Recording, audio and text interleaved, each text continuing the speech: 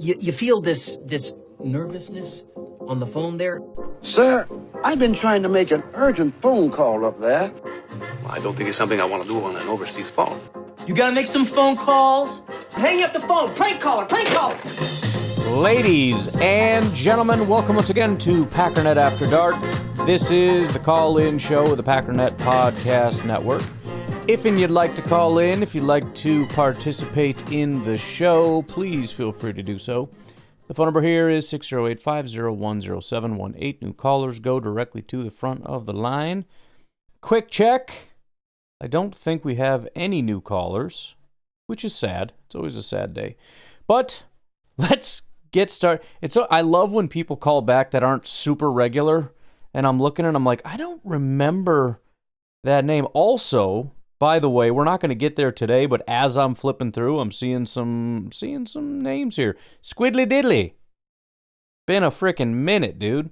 We got 1265. And then I don't know if we're going to get to either of those, but we're going to start with Embrace the Suck.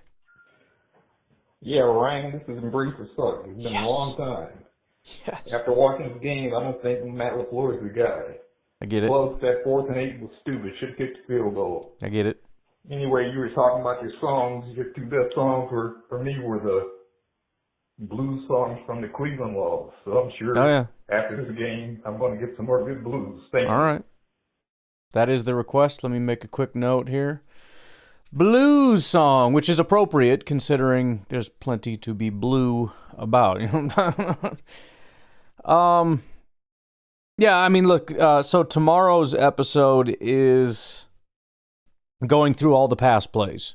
Every single pass play the Packers made, and so I'll give my full opinion on that. I will just say, in short, aside from a handful of plays where you're looking and going, there's just nothing here, I really did not feel that Matt LaFleur failed to get people open. Now, it's not all just about the passing game. There's what you call when you call it, running on this down or throwing a screen on that down or going for it on 4th down. I get that, and I even made that comment tomorrow that, you'd have to fully analyze all those things. But my number one priority was looking at the pass game, and in particular, what the heck is the problem? Is it the offensive line? Is it the quarterback? Is it the scheme and in getting guys open? I didn't really see any issues whatsoever with the scheme in the passing game. I talk a little bit about that 4th and 8. I mean, even as a very conservative person who likes to kick field goals all the time, when you're looking at the situation where you're down 7, best case scenario, you make that field goal, you're still down a touchdown, right? Not a full touchdown, but you need a touchdown to take the lead. You don't even tie with a field goal. If it's 6 points, I think I make a different decision, but 7 is tough. Especially when your defense is not really giving up a lot of points and you'd be pinning them way back. And that assumes you make the field goal. If you go for it, you can get a first down, you could get a touchdown, and that puts you in a significantly better situation. And beyond that, I think he made a good call, because I saw somebody post online, or there's an article, I think I'll talk about it, not tomorrow, but I will record it tomorrow for the next day. It's a Barstool thing, so it's more trolly and it's not really well thought out. I'll contrast that with Benjamin Solak's article, which is much more thought out. He's a very smart guy, but he showed the clip and was like, look, there's nowhere to go. Bro, there's literally a pass. If Jordan throws the ball to Romeo Doubs, it's a first down. Now, he can't, because the offensive line can't freaking block, which happened several times. But there absolutely was a pass. He got Romeo Doubs open beyond the sticks. He would have been down at about the 3-yard line. And the way that Jordan likes to pump the ball to Romeo, I have no doubt that would have been his first and primary read, and that was going to be a first down. So, again, I just have to take everybody at their word that they would have kicked a field goal in that spot. I find it somewhat disingenuous, because I'm sure some of you are lying. I'm not talking about you, Embrace the Suck. And I'm sure a lot of us felt like kick the field goal in that spot. But again, considering I'm the kick the field goal guy, when everybody else is go, go, go, go, go, go, go, go, go, and even in that spot I'm going, I guess I get it. Come on now, a couple of you are lying. A couple of you are damn liars. I don't know which ones, but I know it's a couple. Hey, this is Jared, the Uber driver from Texas. What's up? all I feel right now. It was just such a deflating loss. And, like, I know Jordan Love's interception, potential 2 interceptions.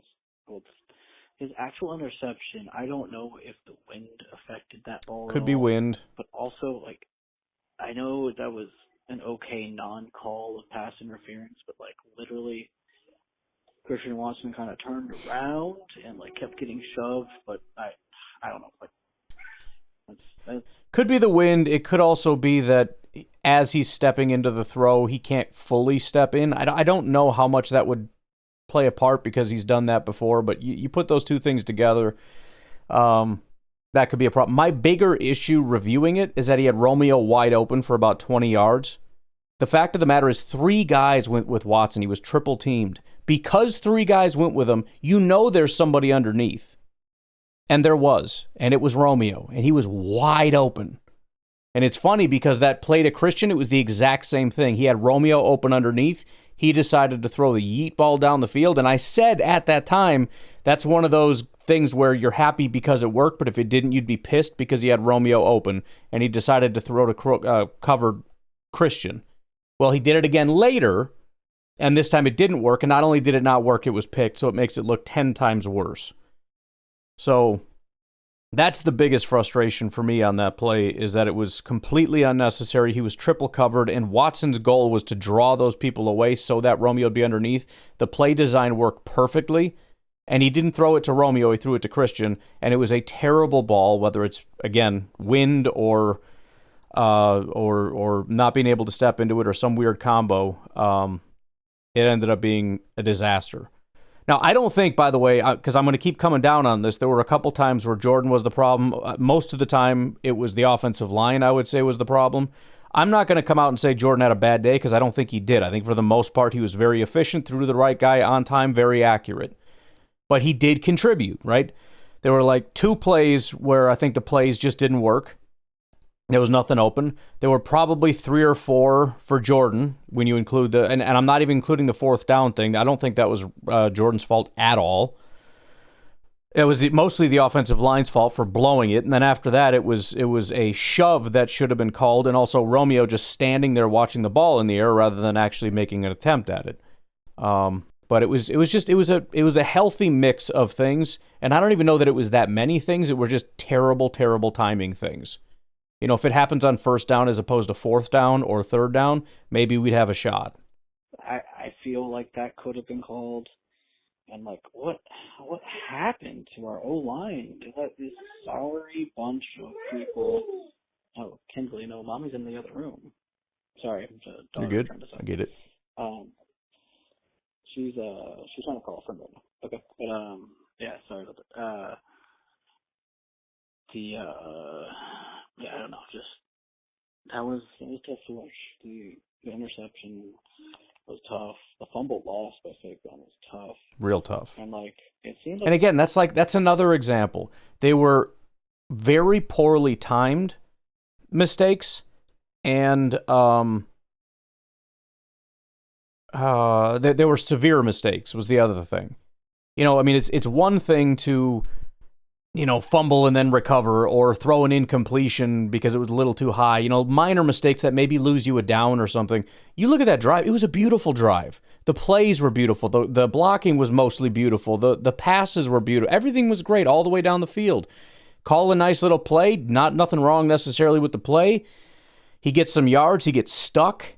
All right, they're holding him up. Somebody comes in, punches it out. They get the ball back. That takes probably 7 points off the board the way they were moving. There's no reason to believe they wouldn't get 7.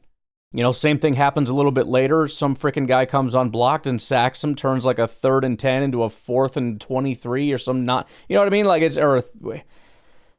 just 3rd and 23. It was just really, really unlucky. And that's maybe not the best way to put it, because not blocking a guy isn't luck. But boy, could you have done that at, 2nd down instead of 4th down or 3rd down? That'd have been great. They knew what we were doing whenever we threw behind the line of scrimmage almost every time. I don't know. I don't know what to say about it, Wallace. I don't think there's been enough time to really process it. I hate that we're losing to teams that I know no team ever overlooks a team, but it seems like when we had a big team the next week, whether it be the Browns to the next week or now Panthers to the Eagles, hopefully we're still number one in the NFC North, and maybe if we beat the Eagles, then we're still up there in the top 2 or 3 of the NFC. So, right.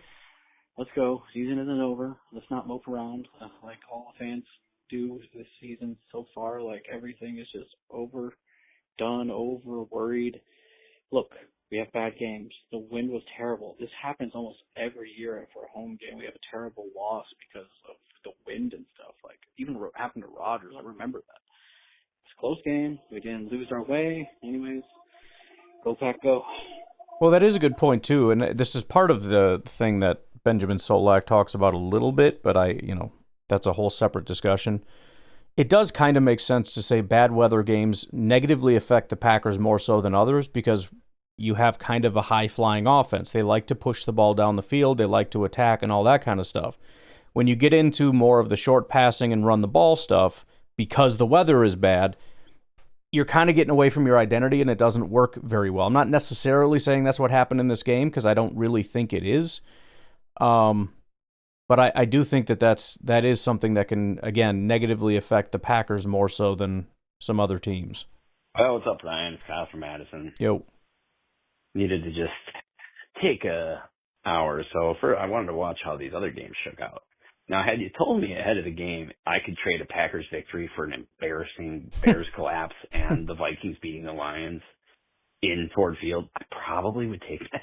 Yeah. I honestly would probably take that trade. But unfortunately, that's not how it works, and it just shows what a huge opportunity, we could have. I know the Bears won, but I mean, my God, they almost threw that away. Yeah, that's disappointing. I that would have just made things at least bearable. They're not bearable now, though. But man, big missed opportunity to put some distance between the Lions, and but we got bigger problems than that. Now, I don't know how fair it is to say at this point that Carolina's a shitty team. Excuse my language, but they got the same. That is important, and I sound like I'm nitpicky when I say that they're not, because they're not a great team. But there is I think a big gap between a garbage team like 2024 Panthers and a kind of mediocre 500-ish team. Let's call it a 9-win team. There's a big gap between a 2-3-win team and a 9-win team. And if a good team loses to a 9-win team, that's not shocking. That's not like, oh my goodness, what is wrong? Something is terribly wrong. They lost to this horrible team. No, they didn't. I think it's because it's the Panthers and how bad they were in 2024, it changes things. If it was, who's kind of a more regular 9-win team? If it was like the Steelers, maybe they have too good of a reputation. Generally, not the Jaguars, because they've had 5-win, 4-win teams last year was bad for them anyways. Kind of like the Texans, to be honest, which seems silly because it's like, no, that's a playoff team. They're a 10-win team, so it's pretty close, drop a game a year, slightly worse than that. Actually, hilariously, the Bengals are a great example of that, the team that we already beat. That is more, the last 2 years they've been 9-8.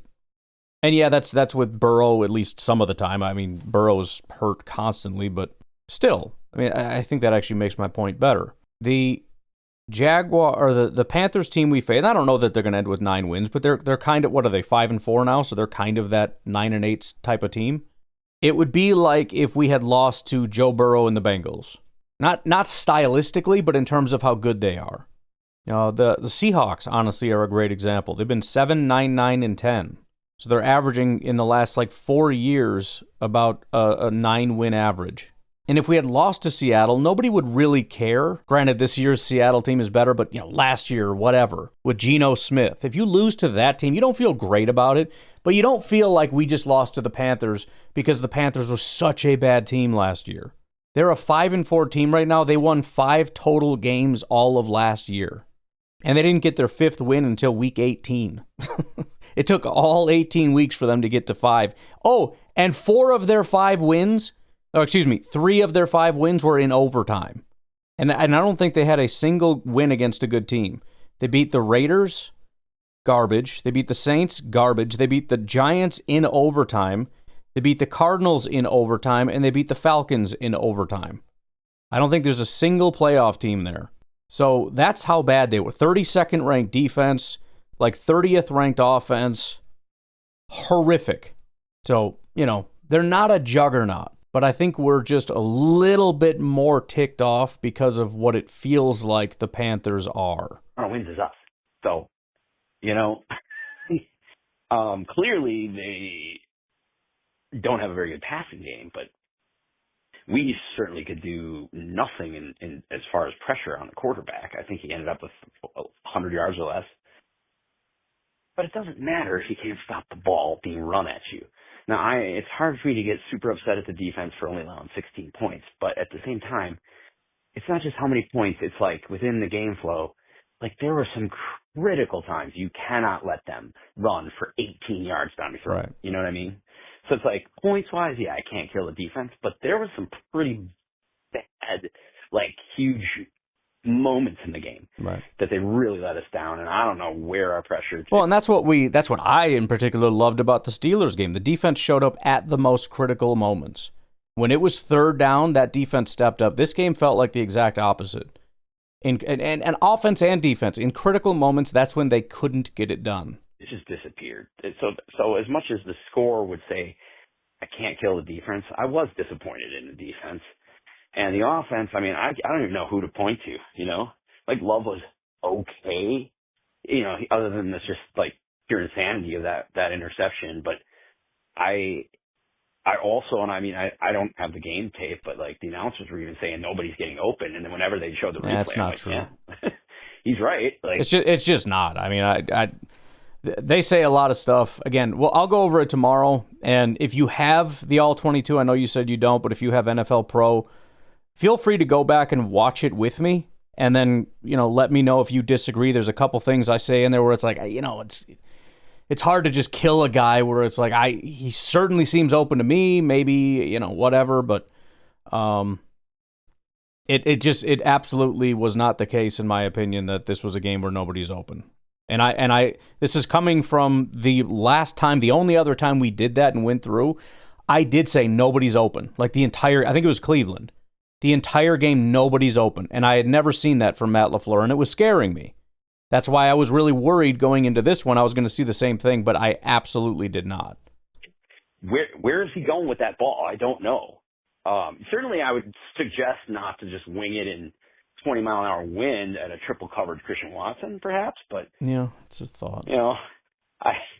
Outside of that, I don't know. And I'm going to call you back. I think I'm running up against the 3 minutes here, and I want to finish my thoughts here. Well, why don't we take a break, and then you can finish your thoughts. Yeah, just continuing my thought there. I'm sure Love will take a huge portion of the blame. I'm not sure that that's fair. I don't understand what the hell is happening with our offensive line. Were we playing an 85 Bears today or what? No. I mean, the blitzer is getting free like that multiple times. I mean, one of those could end the season for Jordan Love. Right. I don't understand how that could be happening. And once it happened the first time, how we're not leaving backs in or what. I mean, I just don't understand how that unit can just degrade to an absolute amateur hour like that. That was embarrassing. And the penalties, I did think the refs were calling some stinker of a game for the most part, but I mean, the penalties on both sides of the ball, especially on the offensive linemen, I mean, like they couldn't handle that. Okay. Yikes. And then receivers, I don't know for sure, but like. Sorry. I tried to pause this like 30 seconds ago, but my browser's all freaking out right now and it doesn't feel like listening. And then 30 seconds in is like, okay, let me pause it. I'll let you finish and I'll try to come back and remember what I was going to say.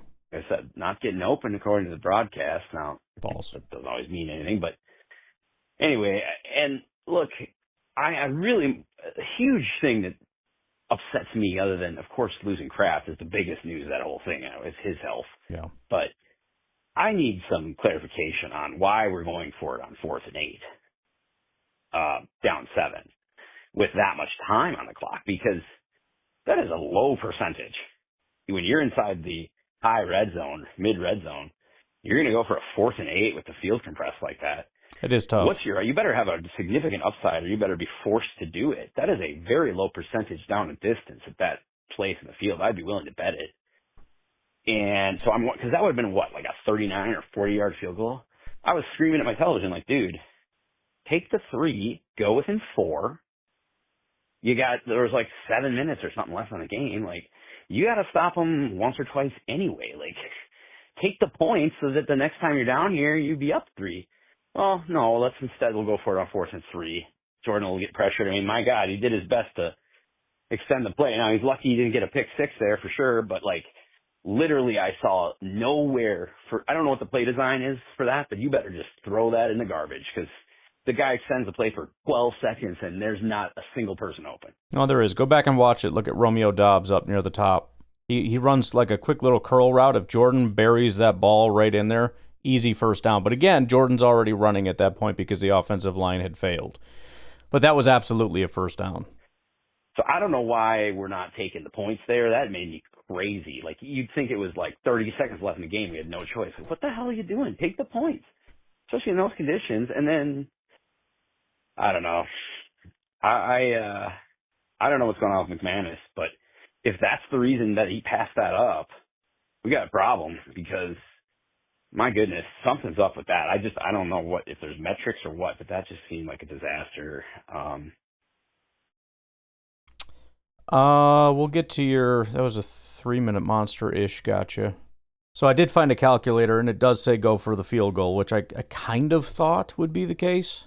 So the math works out that it's 41-37. It's obviously not 100%, but if you kick a field goal, you have a 41% chance of winning. If you go for it, you have a 37% chance of winning. So it's relatively close, and in both instances, the plan is you're probably going to lose. The further math on it is that if you fail, it's basically the same. You have a 26% chance or 27% chance because, if you miss the field goal and also, throw the pass and don't succeed, it's about the same. If you succeed and kick a field goal, you have a 42% chance. If you succeed, if you get the first down, you now have a 59% chance of winning the game. So that's heavily in the favor of go for it. However, your odds of converting are so much higher. So you have a 96% chance of making that field goal, which gives you a 42% chance to succeed. You have a 30% chance of converting the first down, which would give you a 60% chance to win. So that's kind of how the math pans out. Again, it does come out kind of close, and that was kind of what I was articulating in terms of why you go for it, because kicking the field goal doesn't give you a ton when you're talking 7 points. And I know you're saying there's still a lot of time left. I mean, the reality is the Packers got the ball one more time after that. So, again, I understand the field goal was the better option. It wasn't. I mean, again, it's 41-37 are the percentages there. Either way, it's not looking great. All right, part 3. Sorry, 3 minutes. Look, and I get it, man. Everybody's going to second guess LaFleur, and you're going to say, well, if it works, he's a genius. No, he's not. If he works, he converts 4th and 8. Even if they get a touchdown there, okay, he ties the game up. Well, I guess what I would say more so than if it works, he's a genius. I mean, if it works, nobody's complaining. I can tell you that. But I think bigger than that is if he kicks the field goal and we end up losing. We end up losing by a point, 2 points, 3 points. People are going to look at this and they're going to say, why would you kick a field goal in the fourth quarter when the Panthers are holding on to the ball for like entire quarters, so you're not going to get the ball back. You kick a field goal and guess what? You're still down a touchdown. So you didn't really gain very much ground. Plus, if they go down the field and kick a field goal, that'll just erase that and you're right back to square one. All they have to do is kick a field goal to wipe that out. And now you have like one opportunity to get back down the field. And if they score a touchdown, you're completely screwed. I think that would have been more so the critique is if we kick a field goal and lose, that play is going to be critiqued. Why wouldn't you go for it there? A field goal doesn't help you. That confused the hell out of me. So I just am wondering if the kicking game's the problem. And I don't think that just because, I mean, look, maybe they're that stupid. But if we have a kicker that's so bad that you can't even attempt a chip shot field goal, we got another guy. We got a guy. Put him in. I mean, I'm not even talking replacing him. If he's not healthy enough to kick 30-yard chip shots or whatever it is, we have to put the other guy in. So I can't assume that's the reason. You know, we've got a guy who bagged a 61-yarder and was, 7 for 7? I know that's a small sample size, but damn, I mean, McManus almost missed that crucial extra point, it looked like. Right. Oh, I was having a heart attack for that. This team, I don't even know what to think about the team, to be honest with you, after a day like today.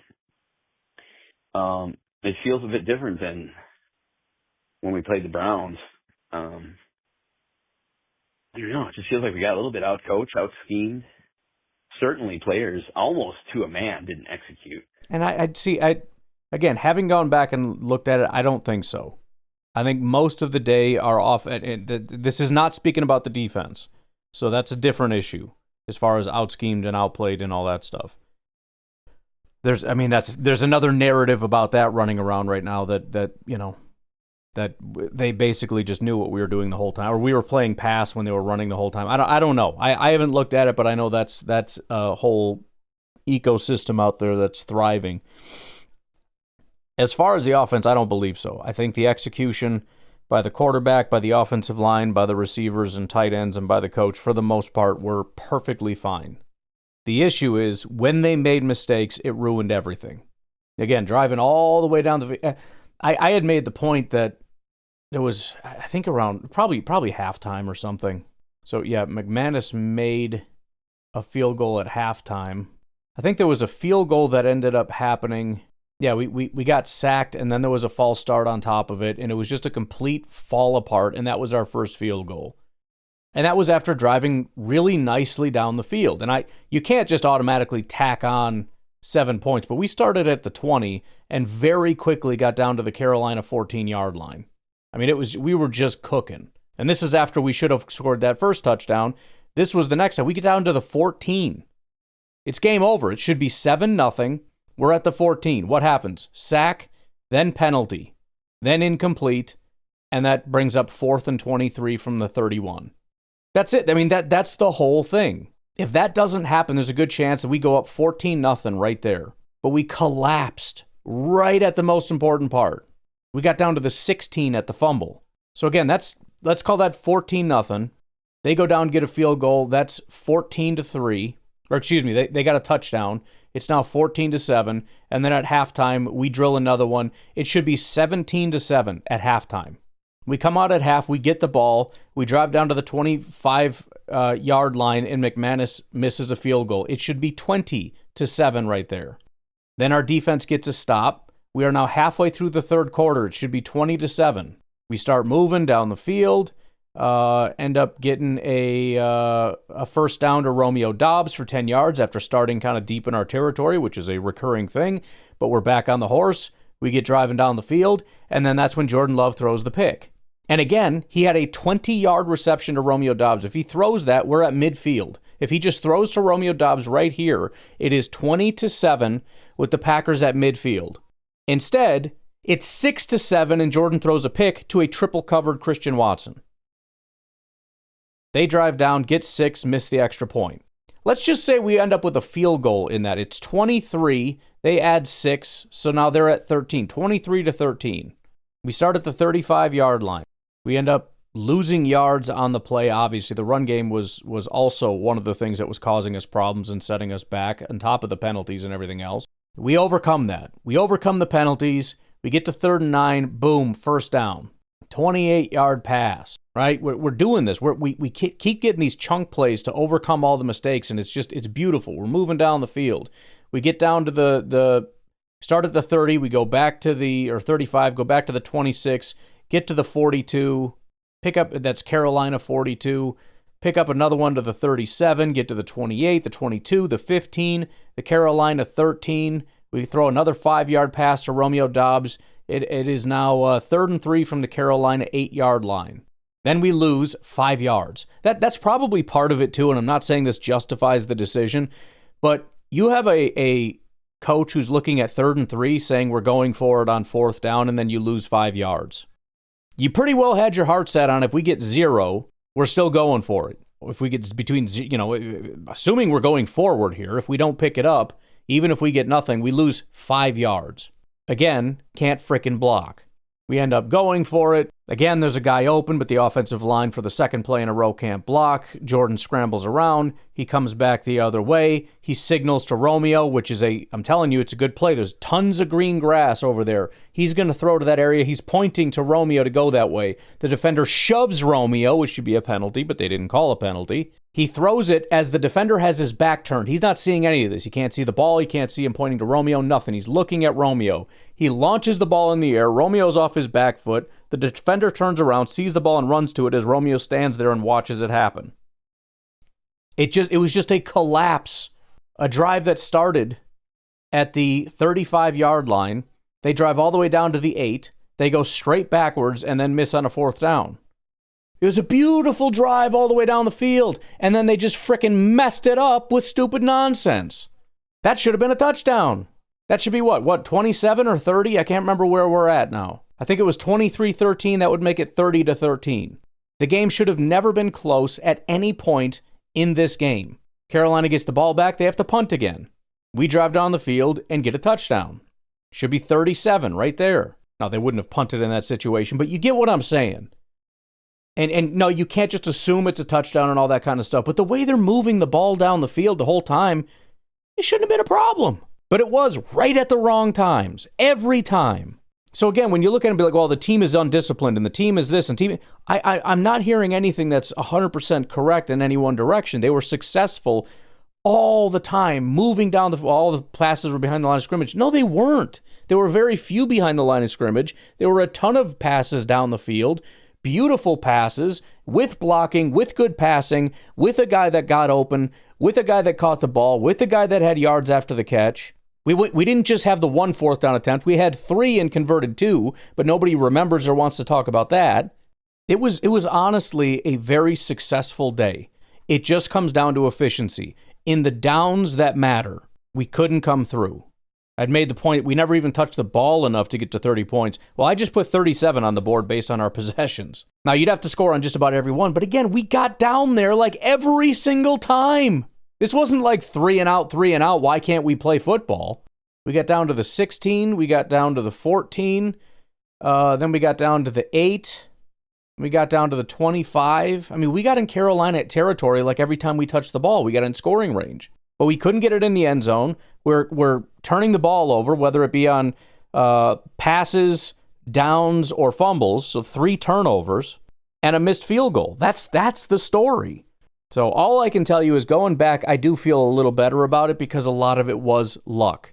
Because at the end of the day, you could say, well, stop making so many mistakes. And some of it needs to get cleaned up, like the miscommunications on the offensive line. When you have linebackers basically hitting Jordan within a second of snapping the ball, that can't happen. And I think that falls on Elton Jenkins. And I'll, before we take a break, I'll say one more thing. You know I like Gutekunst, but I feel like this year we took a pretty big step backward.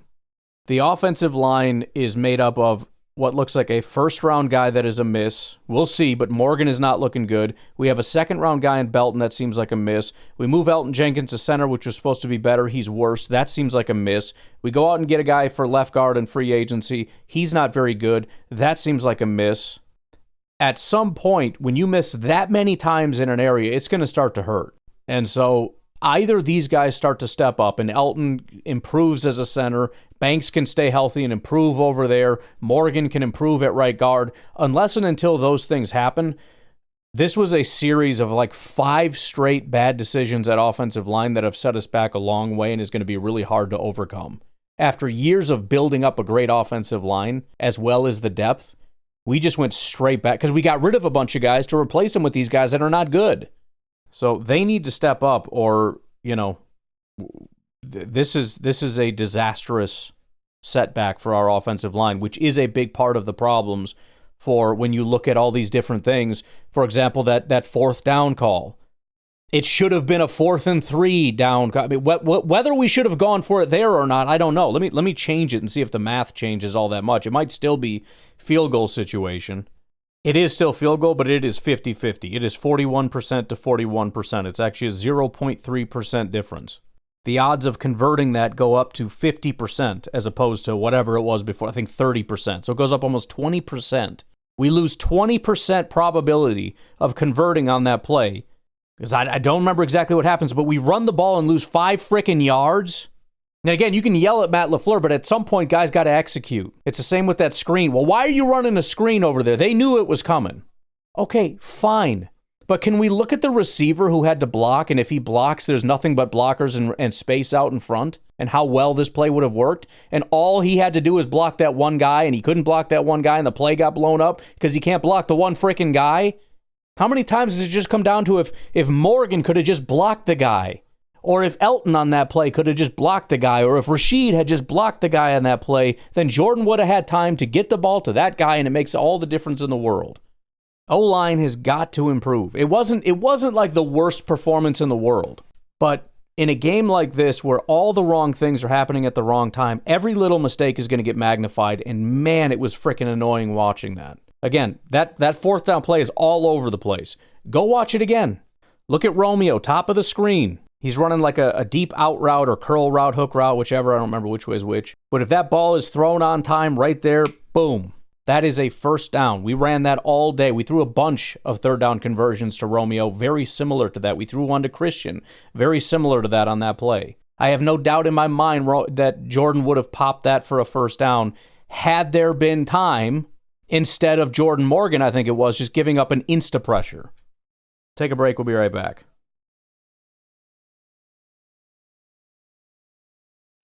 Hey Ryan, Beer Cheese Benny here. Yo. Just got home. Normally I would have called right after the game, but I watched the game with my best friend's parents and his sister. I think I've told this story before, but about 5 years ago, my best friend passed away. And, I grew up with him, and they just happened to live. His parents happened to have moved. Well, this is like before I even moved down here to South Carolina. They moved like 2 hours away. So anyways, I go up there periodically to watch Packer games because, they're Packer fans too. But sure. Anyways, my buddy's sister, he's dating this guy. She is dating this guy, and he's kind of like didn't really have an NFL fandom because he's just a big Clemson guy, Mm-hmm. And so we've indoctrinated him into being a Packer fan, but we had to make it official. So I got him a Jordan Love jersey. He wanted one. Nice. I was like, okay. Like, he likes Jordan Love. And I was like, okay, we're going to do this, and you're going to become a Packer fan. So we made him say an oath. And Did the oath include that he has to say "Go Pack, go back" to people? Is that part of the oath he swore? Cheese head on, and the oath goes like this. I'm going to try to read this quick because this is awesome. Great. And this was kind of like a repeat after me thing. I'm not doing it, but I appreciate it. So it was like, I state your name. Stand today not just as a fan, but as a keeper of tradition, a believer in grit, resilience, and frozen glory. I pledge my loyalty to the Green I promise you this is AI, by the way, but go ahead. Bay Packers, to the echoes of Lambeau, to the legends who wore the G before me, and to the faithful who braved the cold year after year. I will cheer in victory and endure in defeat. I will defend our name with pride, whether in the stands, on the streets, or online. I will honor the past, support the present, and believe in the future. I will wear the green and gold not as colors, but as a calling, a symbol of community, courage, and unshakable spirit. From the first snap of preseason to the final whistle of winter, through every fourth quarter comeback and every heartbreak loss, I will remain true. The Lions are losers, the Vikings will forever be called the Vikings, and the Bears still suck. Green and gold till I'm dead and cold. And it was amazing. And come to the realization that after the game, after we freaking lost the Panthers, it was a pathetic game, and I'll get to the game in my next call, but, the way he put it, he said, you know what, I just became a fan, and it couldn't be easy starting out, I had to experience the loss. So, guys, I blame this loss on all of this, but it had to happen. We had to experience 2014 NFC Championship and countless other heartbreaks. He can deal with this little 3-point loss to the Panthers. So, anyways, that was cool. So we have a new Packer fan, so everybody say, congrats, Ben in becoming a Packers fan. He probably won't listen to it unless I show him this podcast, but go back. Then he's not a freaking Packers fan, beer cheese. Okay, that should have been part of your freaking oath. You can't have an oath without me included in it. Jeez. We're so lame, by the way, and I love it. That's so cheesy. You know what I'm talking about? Good job, beer cheese. I appreciate that. And I'm also glad you made him swear an oath, because otherwise he would have watched this game and said, yeah, screw that, I'm not doing that again. So anyway, Ryan, back to the game. Had a good time watching the game with them, but it was pretty boring. The Packers looked really stupid. Boring. Yes. You know, we had the 1923 jerseys, and LaFleur decided to have a 1923 freaking offense. Run, screen pass.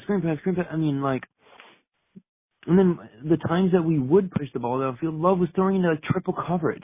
And it was so stupid. And like, I mean, I don't know what else the defense has to do. I mean, like, they were just getting put out on the field constantly. And the fact that they had only really given up 13 points is kind of unbelievable. Like, for the amount of times that this offense just freaking kept putting them out there. But really, I think this game changes, like, and we're not sitting here talking about this loss. If Savion doesn't freaking fumble like a moron, I mean, just hold on to the ball, man. Well, and to elaborate on what I was saying before, when you look at just the unlucky nature of all the mistimed misfortune, and to say that we lost by just 3, we've lost 2 games by a combined 6 points. What I'm saying is, if you run this back 10 times, I think the Packers win 9 of those times. That's what I'm saying. Not easily 9 of those times. And this is that frickin' Little Giants moment. It just takes 1. And he runs right into his blocker. I mean, it's just everything was stupidity today. Penalties, and then, you know, you just got Love missing wide open guys and just making stupid decisions. I don't even know what to say to this loss, dude. I really don't. I mean, like, I sat there and I wasn't even that, I'm just disappointed, man. Like, I sat there after, like, normally I'd be super pissed, and I am still pissed, but, like, I just sat there after the game and I'm like, well, this is, I mean, it's almost like before this game, this was so obvious, man. You know, and I hate, like, to me, there's no such thing as a trap game, but this was a game where they were looking ahead to the Eagles. It is so clear, man. They just thought they could just waltz, like, be at Lambeau, and Panthers could come in there and they could just waltz around. I mean, look ahead, LaFleur, man. And obviously that's not true. Like, they're not looking ahead, but it sure seemed like it, man. Sure seemed like they took them lightly. Like, they didn't have to do much. Well, showed that it didn't work. So, I don't know. Just watch. Just you wait. Next week against the Eagles, we will look like a totally different team, and everybody will be talking about how we're Super Bowl contenders. And we'll look just totally competent and amazing. I mean, this is how this goes. But, hey, you know, at least the Lions lost. That was awesome. And the freaking and to a bad came team. Back against the Bears. Like, if they had lost to the Chiefs or the Buffalo Bills, it would have been like, yeah, but I mean, they're still good. Dude, you lost to the freaking Vikings. I don't want to hear it. I don't want to even hear it. Okay, have you been watching the Vikings? And granted, I didn't watch the game, so maybe McCarthy was just lighting it up. He was actually looking pretty decent from at least the highlights. Everybody looks good in highlights, but I don't care. I don't care. The Vikings are bad. They've been bad. They'll be bad. And you lost to them. And that shouldn't happen when you're really good at stuff. And so you're an idiot. And you suck. And McCarthy had a 65 passing grade with 2 touchdowns and a pick. So 82 passes. So no, it wasn't some elite J.J. McCarthy game at all. You just suck. And that's just the way that goes. So congratulations on being dog crap. Well done. You suck at everything. And I'm so mad the Bears, I mean, I'm so mad that they won. Only because of how it happened. I mean, how do you give up a touchdown and then they get they get the onside kick and score? Like, it's just, the Bears can't win after that. It's destiny. It's meant to be. But it could have been a beautiful week. But instead, it's like a 3-way going on 4-way tie in the NFC North. So now I have to worry about the Bears and the Vikings. And It's not just the rest of the NFC. It's the entire NFC North that I'm sitting here going, I don't know, dude. It's anyone's freaking game here. Hey, Ryan. This is Andy in Kansas. I was going to call you, and then I was like, nah. But then I ended up doing it. So here I am. That. Probably a couple calls worth. This is following the loss to the Panthers, 16-13. Just bummed. I don't really do the whole mad thing anymore. I think overly mad about a game is just fear. Whereas if it's just, I think it's, you care about them when you're bummed. I mean, Tucker Kraft injury to me is way worse than the result of this game. I don't know. People are up in arms about play calling and apparently how it's so terrible, except Tucker Kraft is awesome. And guess who calls the plays that have made him a premier tight end? The same guy that too many people are complaining. Well, that's a classic case of like, I want to point out all the bad, but I don't want to give you credit for any of the good. Right? Tucker Kraft explodes. That's Tucker. That's not LaFleur. The offense can't block and something goes wrong. Well, that's LaFleur not able to call the plays. Like, okay, dude, whatever. Is terrible. Now, I do have my own complaints. Not kicking that field goal when we were down 13-6, going for it on 4th and 8. I don't really understand that. You kick the field goal. You kick the field goal because you get points. You're within a score of taking the lead versus going for it on 4th down. So what? You could score a touchdown, kick an extra point, and then just be tied? I don't understand that. You kick the field goal. You tell your defense, we're within a score. You go and you stop them, and then we can get the ball, and we can score, and then we'll be ahead. And then you get to play with the lead. That's what you should do there. Instead, you have a terrible 4th down play. It just didn't make any sense. Defense goes out, does their job, gets the ball back. The offense goes down and scores, and unfortunately, now you're just tied. So the defense at that point is playing to preserve a tie. That's not motivating. It's just not motivating. I don't understand it. 369 yards above total offense for the Packers. We moved the ball. We were 7 of 13 on 3rd down. That's way better than the Steelers game. Bryce Young had a passer rating of 48 and just barely 102 yards. I mean, we gave up a lot of yards on the ground, but I don't think it completely killed us. We gave up too many yards per run, but it's not like a glaring thing that's there. McManus missing a field goal, not good. Jordan Love throwing that triple coverage, that was just dumb.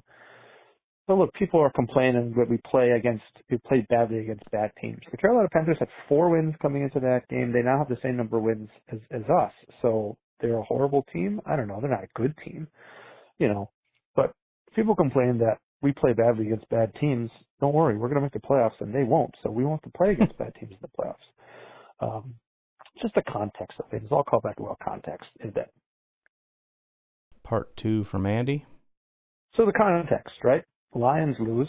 The Lions lost to a team that was worse than the Panthers, and I believe the Lions were at home.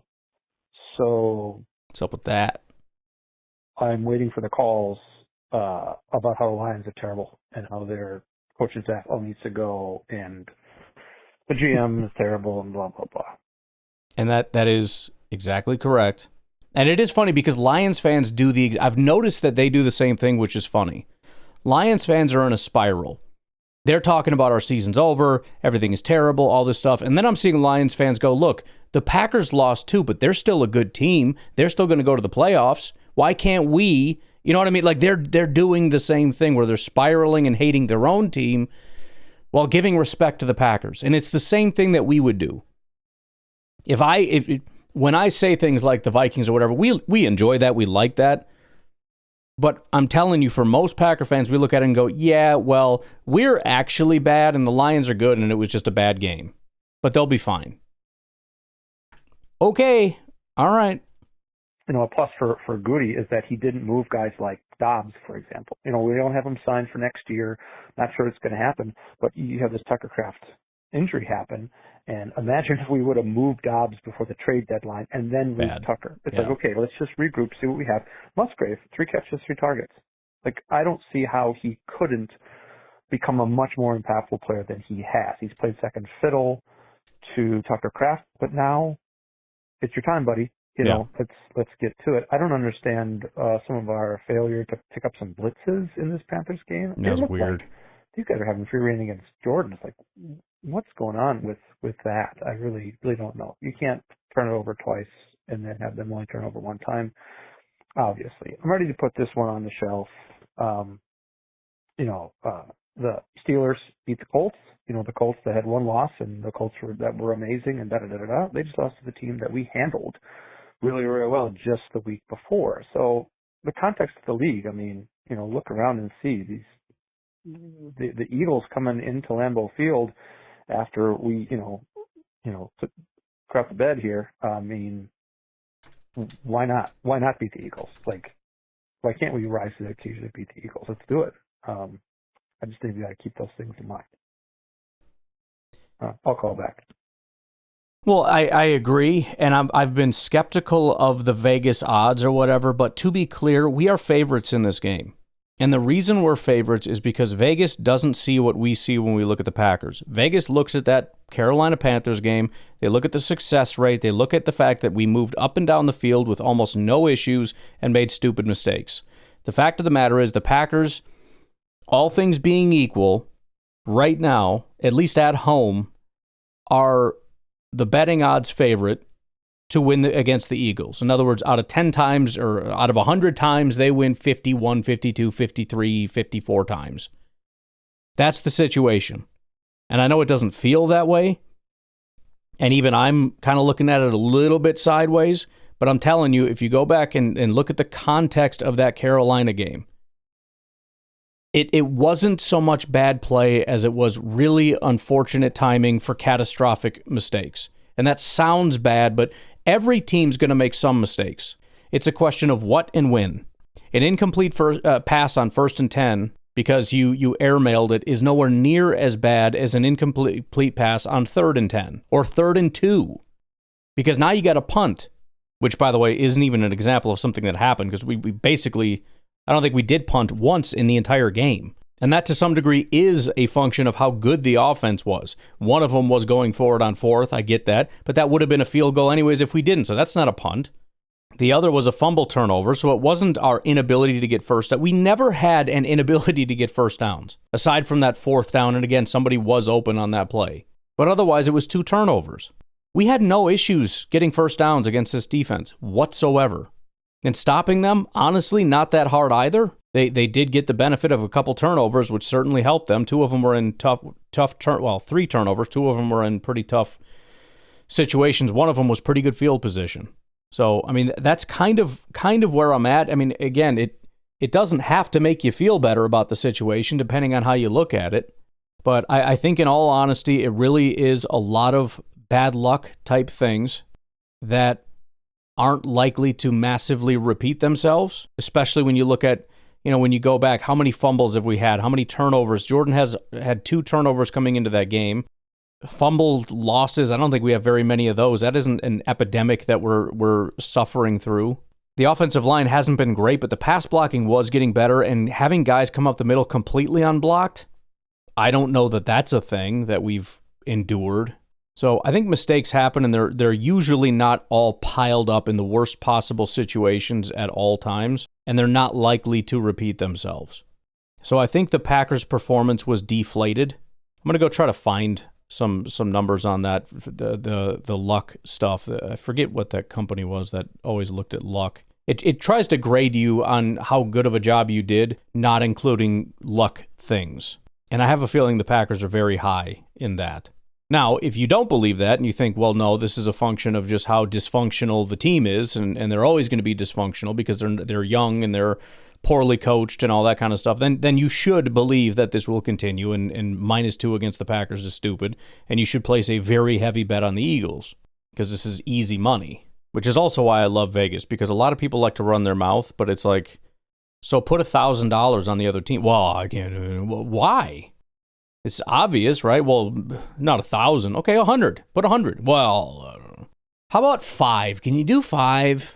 I know some people just don't gamble, but I mean, it's really, how confident are you really That's why I always wanted to build something like that, but I can't build like an actual gambling thing. I kind of wanted to build that thing where it was not really about gambling as much as just like a confidence bet to see, if you're a more positive or negative fan and how that pans out. I guess I still kind of could, but I don't know. I got enough going on right now with the grading thing, which, by the way, I did make a couple extra improvements for that, hopefully for this week. What is today? Tuesday? So, again, link is in the description if you guys wouldn't mind joining. I added on the main dashboard here the average grades across the NFL with the highest graded players, lowest graded players, and then a team selection that shows offensive, defensive, special teams, coaching grades, highest graded players on each team, and there's a little drop down. You have to, when you sign up, pick your favorite team, because we'll use that later to kind of decipher. Again, this assumes like a bunch of people end up using this from a bunch of different fan bases. It's going to be a slow grind to get to that point, but ideally we're going to have some stats on fans and how they grade their own team and other teams and all that kind of stuff. But for now, it will default to your team. So assuming you pick Packers, your main dashboard will have, first of all, when you go to the week, the first game is going to be Packers. Also, when you come to this dashboard, it's going to default to the Packers team that you can see, but there's also a drop down. You can pick any team. So just a couple updates on that. Please go get signed up. I think it's kind of fun. You can just kind of grade as you go. You can go back and do it as well, which maybe I'll try that. Would be a pretty good way to advertise the website, is to create video content of grading the game and just kind of moving the bars around or whatever. Anyways, forgot what the heck I was even talking about. Oh, the Eagles game and whatnot. Betting and all that. I went off on a tangent. But yeah, there should be confidence that we can beat this team, right? Like where Andy was coming from. Like, we can do this. We got to believe we can do this. Well, we can do it because I think we're a slightly better team. And that's why, I don't want to pump that too much, because I certainly don't want to get the expectations high. I would prefer our fan base have very, very low expectations. Makes my job a lot easier. But although I'm certainly skeptical, and I would say I'm less than 50% we're going to win the game, just because I watched what you watched and I'm not feeling great about stuff. Again, if they could just clean up a few things, I thought everything was, I thought, honestly, the play calling was fantastic. Passing. I thought Jordan played a good game. I know some of the stuff that was ugly, but one of the ugly plays I don't even blame him for. Again, a guy was open, but he had somebody in his face, and then later I thought the Romeo thing was the right thing. It was the best possible option. And I think people going back and talking about how trash Jordan is and he's not the guy and all that crap that's going on, I think that's an overreaction, just like everything else is. Just like Matt LaFleur is not the guy, just like this team is so sloppy, the offensive line is so bad, we did this too much. Everything is over-exaggerated. No, we didn't. No, they're not. No, he didn't. No, he's not. Just, again, you can go back and watch it and disagree with me if you want, but that's kind of where I'm at right now. So yeah, be critical when to be critical. Know that, we did move the ball. It was almost 400 yards right. of offense. So the offense can't do anything is not actually true. Correct. Jordan threw too much. I know that Jacobs probably could have been used more. But this doesn't ruin this. That is the funniest part about this whole thing. Everybody's kind of agreed on several things, especially things that can or can't be proven, like Matt LaFleur. Everybody hates him now. But one of the funny things, it feels like there's about a 50-50 split between why did we run the ball so much and why did we pass the ball so much. I find that funny, and I enjoy that. It does not ruin your time as a fan, people. It doesn't do that, as I said. Context, perspective, whatever. I did the rest of the weekend. I started directing the children's Christmas service at our church. I got nice. 13 kids between the ages of 3 and sophomore in high school that are all working on the same Christmas service, and they're going to do great because it's a great program. They have a great message. They want to talk about Jesus the Savior. These kids are going to get, ready and motivated. I've been doing this every year since 2003, and we have young kids that are going to work at that stuff. And, there's something there that football can't ruin it, We went to the Kansas State football game yesterday. They turned the ball over 5 times and they lost, but we went, had a great time. Our oldest son's in the marching band. He's getting down to the end of his marching band time, and he's loved every minute of it. He was really discouraged a few weeks ago when they were playing poorly, and he's like, well, I guess we're not going to a bowl game. And I said, look, they just got to turn it around. They're 2 games away from playing a bowl game, and he should be as excited as anybody, because that gives him one more game to be part of something that he loves. My dad came down from Wisconsin because he wanted to see his grandson in the marching band. He wanted to visit us. We came over. We had a great day despite the loss. He didn't get to have his full vacation. He's 74 years old. He drove down by himself, did fine. He's a traveler who loves to hit the road. He didn't have as full a vacation as he wanted, didn't have as long, because his youngest sister is dying of cancer. He got a chance to see her, and he's just trying to make the most of different things. I mean, it's context, right? Talked to a buddy from church. He is recovering from cancer. His hair has grown back completely. He actually looks pretty much like his normal self. And he said, from all this chemo, my blood pressure medication, I don't hardly have to take it anymore. So something is happening that's good there. Context about things. This loss didn't ruin your weekend. It really didn't. Well, it didn't ruin mine. Let's get back on it. Let's cheer. Let's regroup. Let's do it. I don't know what else to say other than have a good week. Bye. Well, I appreciate that, and I think that's a fantastic way to end the show. Obviously, considering my position, I kind of have to pay a lot of attention to the Packers, and obviously, considering my position, I don't want to sit here and be like, guys, just walk away from football. No, I need you tuned in 24/7. But in all seriousness, no, we do need to have some grounding. We do need to have a recognition that, this is not everything. And if the Packers are bad, that's fine, because I still have my family and I still have all these great things. And it sounds silly that we would even need that, but I think we do. I was actually worried the other day because I saw my son, I think it was even after this Panthers game, just laying on the floor staring up at the ceiling, and I'm like, I remember that. I've told that story on this program before. It was when I had just started dating my wife, and she had her daughter, and the Packers lost to Seattle in that playoff game, and I just laid on the floor and stared at the ceiling like my life was over. And my grandma was telling me, like, come on now, get up. Like, she was very serious, like, you can't act like this. This is, you're not a child. You have a lady here, this is important. And it just kind of clicked for me that you're right, you can't do this. So I gave myself a few seconds to gather myself and get up, and I didn't allow myself to do that anymore. Not that I don't have a bad mood. I was certainly in a bad, my wife's trying to show me pictures during this disaster, and I'm like, lady, I'm sure these are great pictures, but I am going to flip out if you keep asking me nonsense and showing me nonsense as I'm watching this disaster. Do that when the Packers are up by 50. I will sit there and giggle and look at every picture that is on your phone. But yeah, I saw my son laying there staring up at the abyss, and I was like, oh no, that's not what we want.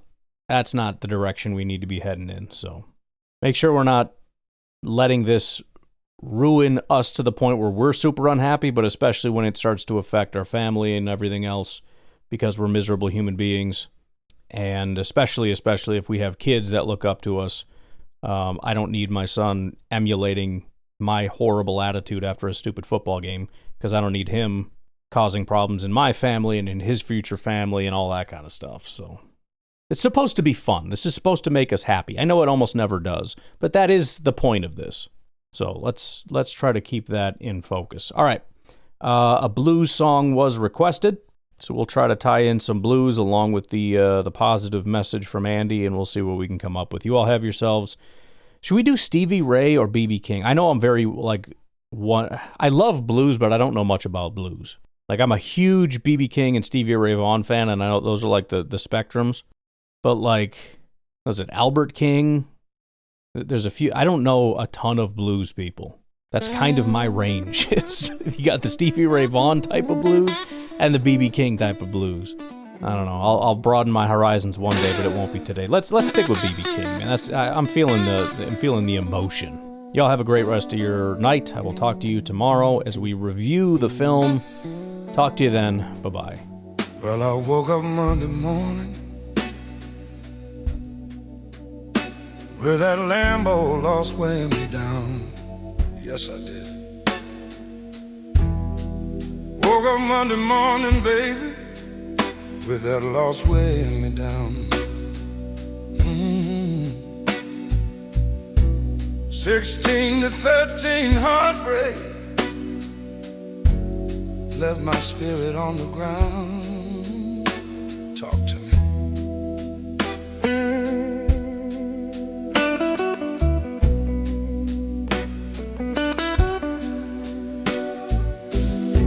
We moved that ball 400 yards, but couldn't punch it through. We tried. Lord, we moved that ball 400 yards, still couldn't punch it through. Almost had it. Sometimes life's like that, sugar. You do your best, but still lose. That's right. But then I stepped back from that anger, looked around at what I've got. Oh, yeah. There's a blessings all around me that football can't forget. 'Cause a football game can't steal your joy if you don't let it in. No, it can't. A football game can't steal your joy, brother, if you don't let it in. That's the truth. 'Cause people fighting real battles. That's where perspective begins, where it begins.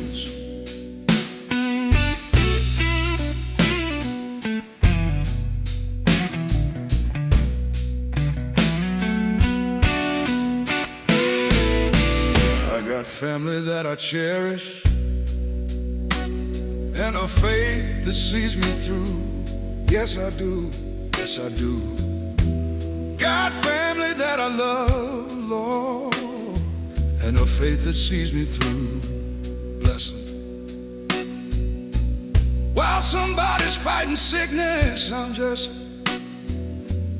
mad about red and blue. That's the truth. Yeah.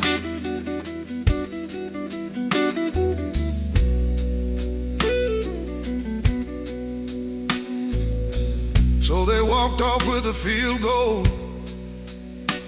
Panthers caught us by surprise, caught us good.